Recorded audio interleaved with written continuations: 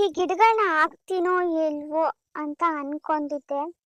ನಮಸ್ಕಾರ ಎಲ್ರಿಗೂ, welcome to my channel. ನಾನು ಬೆಂಗಳೂರಿಂದ ನಮ್ಮೂರಿಗೆ ಗಿಡಗಳನ್ನ ತಂದಿದ್ದೆ. ಬಟ್ ಈ ಉತ್ತರ ಕರ್ನಾಟಕದ ವೆದರ್ಗೆ ಅದು ಅಡ್ಜಸ್ಟ್ ಆಗ್ತಾವೋ ಇಲ್ವೋ ಒಂದು ಗೊತ್ತಿಲ್ಲ.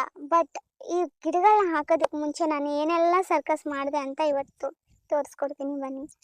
ಮೊದಲು ಒಂದಿಬ್ರು ಹುಡುಗರನ್ನ ಕರೆಸ್ಬಿಟ್ಟು ಇರೋ ನೆಲನ ಅಗ್ಗೆ ಕೇಳಿದ್ವಿ. ಬಟ್ ಅವ್ರಿಗೆ ಆಗಲೇ ಇಲ್ಲ. ಆಗ ನಾನು ನಮ್ಮ ತಮ್ಮ ಒಂದು ಐಡಿಯಾ ಮಾಡಿಬಿಟ್ಟು ನಮ್ಮ ಹಣ್ಣು ಹಾಕೋ ಟ್ರೈನ ನಮ್ಮ ಅಜ್ಜಿ ಹತ್ರ ಇಸ್ಕೊಂಡು ಮರದ ತಿರುಳು ಮತ್ತು ಹೊಲದಿಂದ ತರಿಸಿರೋ ಮಣ್ಣು ಎಲ್ಲನೂ ಮಿಕ್ಸ್ ಮಾಡಿ ಆಗೋದಕ್ಕೆ ಟ್ರೈ ಮಾಡಿದ್ವಿ. ಅಲ್ಲಿ ಕೂಡ ಒಂದು ಪ್ರಾಬ್ಲಮ್ ಆಯಿತು. ಜೋರಾಗಿ ಮಳೆ ಬಂತು. ಆದ್ರೂ ಹಾಕೋಣ, ಇಲ್ಲಾಂದರೆ ಒಣಗೋಗುತ್ತೆ ಗಿಡಗಳು ಅಂತ ಹಾಕಿದ್ವಿ. ಹೌದು, ಈ ಗಿಡಗಳು ಯಾವುದು ಅಂತ ನಿಮ್ಗೇನಾದರೂ ಗೊತ್ತಾದರೆ ಕಮೆಂಟಲ್ಲಿ ತಿಳಿಸಿ. ಮನೆ ಇರಬೇಕಾದ್ರೆ ಸುತ್ತಮುತ್ತ ಗಿಡ ಮರಗಳು ಜಾಸ್ತಿ ಇತ್ತು, ಎಷ್ಟು ನೆರಳು ಕೊಡ್ತಾ ಇತ್ತು. ಬಟ್ ಇವಾಗ ಹೊಸ ಮನೆ ಆದ್ಮೇಲೆ ಒಂದು ಗಿಡಗಳಿಲ್ಲ, ಮತ್ತು ಹಣ್ಣಿನ ಮರ ಅಲ್ಲ, ಒಂದು ಹೂವಿನ ಮರನೂ ಯಾವುದೂ ಇಲ್ಲ. ಹಾಗಾಗಿ ಈ 3 ಗಿಡಗಳಿಂದ ಸ್ಟಾರ್ಟ್ ಆಗಿರೋ ಈ ಜರ್ನಿ ನಾನು ನನ್ನ ತಮ್ಮ ಸುತ್ತಮುತ್ತ ಗಿಡಗಳನ್ನ ಹಾಕೋಣ ಅಂತ ಡಿಸೈಡ್ ಮಾಡಿದ್ವಿ.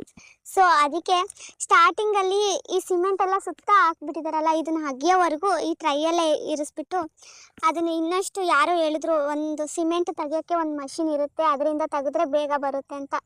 ಅದು ಸಿಗ್ತಾನೆ ಇಲ್ಲ ನಮಗೆ.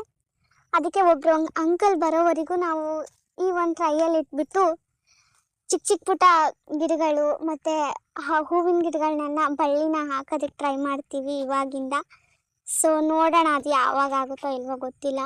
ಫ್ರೀ ಟೈಮಲ್ಲೆಲ್ಲ ನಾನು ನಮ್ಮ ತಮ್ಮ ಇಂಥದ್ದೇ ಮಾಡೋದು. ಮುಗಿಯೋಷ್ಟರಲ್ಲಿ ತುಂಬ ಕತ್ಲಾಗೋಯ್ತು. ಅಷ್ಟರಲ್ಲಿ ಮನೆಗೆ ಹೋಗಿದ್ವಿ. ತುಪ್ಪ ಕಾಯಿಸಿದ್ರು.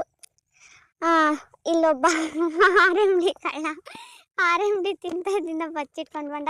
ನಮ್ಮ ತಂಗಿ ನಮ್ಮ ತಮ್ಮ ತುಪ್ಪ ಕಾಯಿಸಿರೋ ಖುಷಿಲಿದ್ರು ಅವರೆಲ್ಲ. Thank you. ಇವತ್ತಿನ ವಿಡಿಯೋ ಇದಾಗಿತ್ತು. ಹೀಗೆ ಸಪೋರ್ಟ್ ಮಾಡಿ.